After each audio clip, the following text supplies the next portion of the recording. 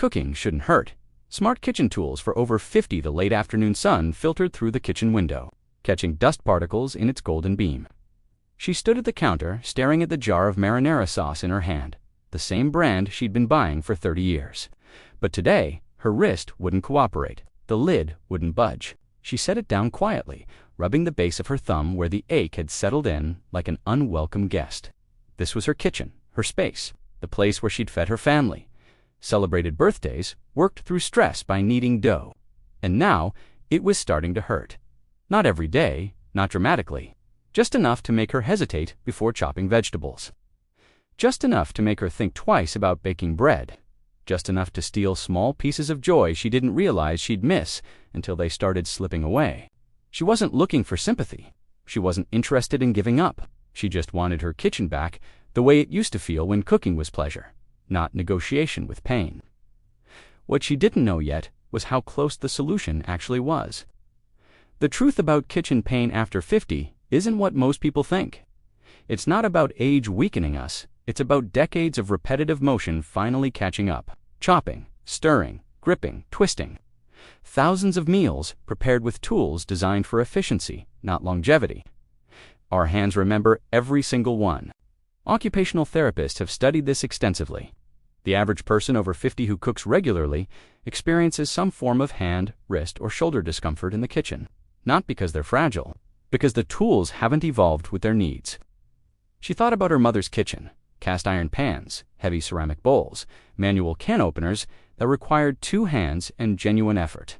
Her mother never complained, so she didn't either. But inheritance isn't always a gift. Sometimes it's just an old pattern we keep repeating because we don't know there's another way. The morning after the jar incident, she noticed her daughter had left something on the counter. A sleek electric jar opener, still in its box. No note, just the gift itself, which somehow said everything. Part of her bristled. She didn't need help. She'd opened thousands of jars in her lifetime. But another part of her, the part that remembered the ache in her thumb, the frustration in that moment of helplessness, picked up the box and read the back. Maybe independence wasn't about refusing help. Maybe it was about choosing the right tools to maintain it. What happened over the next few weeks surprised her. The jar opener stayed on the counter. She used it. Not every time. Some lids still opened easily enough. But when they didn't, there it was. No struggle, no pain shooting through her wrist. Just a quiet, mechanical hum and the satisfying pop of the seal breaking. Such a small thing, but it changed how she approached the kitchen. She started paying attention to what else hurt. The chef's knife that required too much downward pressure. The wooden spoon that made her grip tighten uncomfortably after 10 minutes of stirring. The heavy Dutch oven she'd been lifting with increasing caution. These weren't failures, they were data points. Information about how her body had changed and what it needed now. Researchers at Johns Hopkins found something fascinating about pain and aging. It's not the pain itself that diminishes quality of life most significantly. It's the activities we stop doing because of it.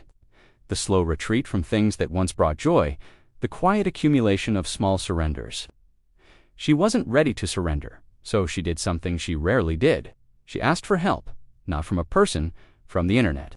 She searched for kitchen tools for arthritis and ergonomic cooking equipment and easy grip utensils. What she found wasn't what she expected. No medical devices, no institutional-looking aids that screamed senior citizen. Just beautifully designed tools that happened to be engineered for comfort. Knives with cushioned handles that distributed pressure evenly. Lightweight cookware with staple grips. Electric stirrers for soups and sauces. Automatic pan stirrers that freed her hands entirely. The design language wasn't about compensation. It was about optimization. Tools that worked with the body instead of against it. She ordered a few items, nothing dramatic. A lightweight nonstick pan, a set of ergonomic knives, an electric hand mixer with a soft grip handle. When they arrived, she felt something she hadn't expected: excitement. Not because they looked expensive or impressive, because they looked like they understood, like someone had actually thought about what it feels like to cook with hands that have lived a full life. The first time she used the new chef's knife, she paused mid-chop. Her hand didn't hurt. The blade was sharp enough that she barely had to press down. The handle fit her palm like it was custom-made. She'd been gripping too hard for years, compensating for dull blades and poor design. She hadn't realized how much tension she'd been carrying in her shoulders until it wasn't there anymore. But here's what really shifted her perspective. One evening, she was making soup, the kind that requires 20 minutes of stirring to develop the flavors properly. Usually, this meant her right shoulder would ache by the time she served it, but she'd bought an automatic pan stirrer, a strange little device that clipped to the pot and rotated slowly, keeping everything moving. She turned it on, then stepped back. The kitchen was quiet except for the soft mechanical whir and the bubbling of broth. For the first time in months, she could cook without performing, without pushing through, without that constant negotiation between what she wanted to make and what her body would tolerate. She poured a glass of wine and leaned against the counter, watching the stirrer do its work. This is what it could feel like, she thought, not giving up, not slowing down, just cooking differently. Medical researchers have documented this shift in thinking.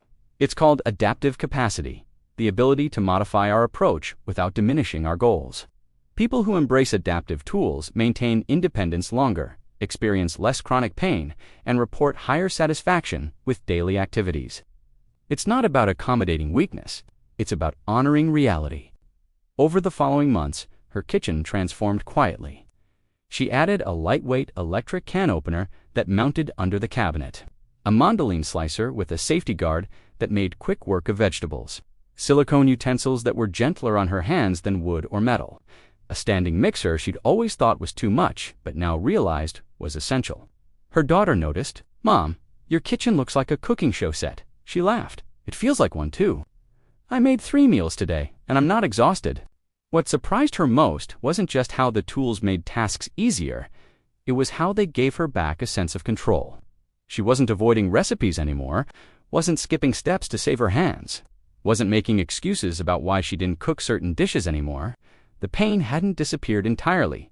Bodies don't work that way, but the relationship with it had changed. Instead of defining what she couldn't do, it simply informed what she needed. Different tools, different techniques, same passion. She tested each new addition quietly over time, noticing the difference wasn't small. The electric vegetable peeler that saved her wrists during meal prep, the jar keys that provided leverage without strain, the tilting kettle that poured boiling water without lifting.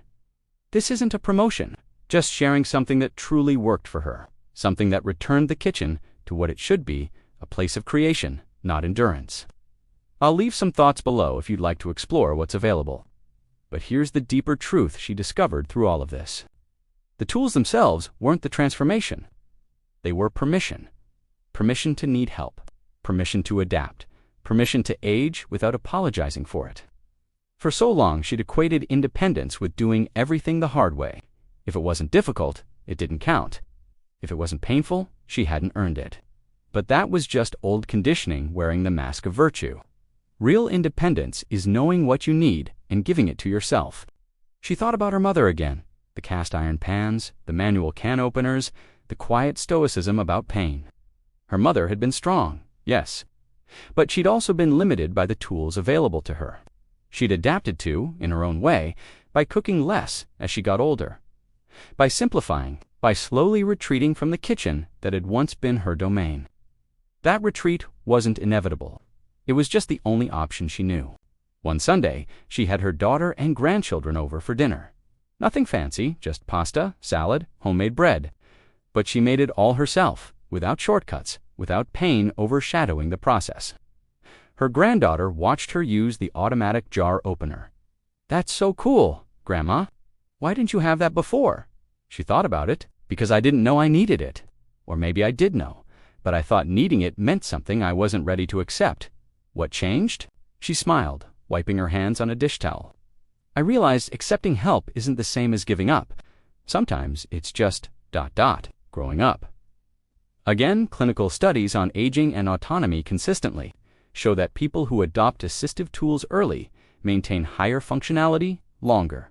It's counterintuitive. We think relying on tools makes us weaker, but the opposite is true. Tools preserve capacity by reducing unnecessary strain. The kitchen wasn't just about food anymore, it was about understanding that adaptation isn't loss, it's evolution. When she poured her coffee the next morning, the light hit differently. Not because the room had changed, but because she had. The kitchen felt like hers again. Not the version from 30 years ago, but a better one that fit who she was now. She'd spent so much of her life proving she didn't need help, and in doing so, she'd made everything harder than it needed to be. The jar of marinara sauce sat on the counter. She picked it up, pressed the electric opener against the lid, and watched it spin open effortlessly. Such a small moment, but it contained everything she'd learned. Strength isn't refusing help. Strength is knowing when to accept it. This isn't medical advice, just one person's experience of finding ease again in a place that had started to feel like work. Your situation is unique, and it's always wise to consult professionals about pain management and ergonomic solutions. But if cooking has started to hurt, if your kitchen has begun to feel like an obstacle course rather than a sanctuary, know that you have options. So many beautiful, thoughtful options designed by people who understand that the desire to cook doesn't diminish with age. Sometimes it deepens. The tools exist, the technology exists, the design thinking exists. What's often missing is just permission to explore them without judgment. You've earned the right to make your life easier, not just bearable, actually easier, more joyful, more sustainable. The woman who couldn't open a jar 6 months ago is now teaching her granddaughter how to make fresh pasta.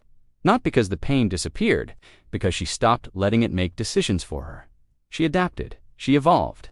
She stayed exactly who she was, just with better tools.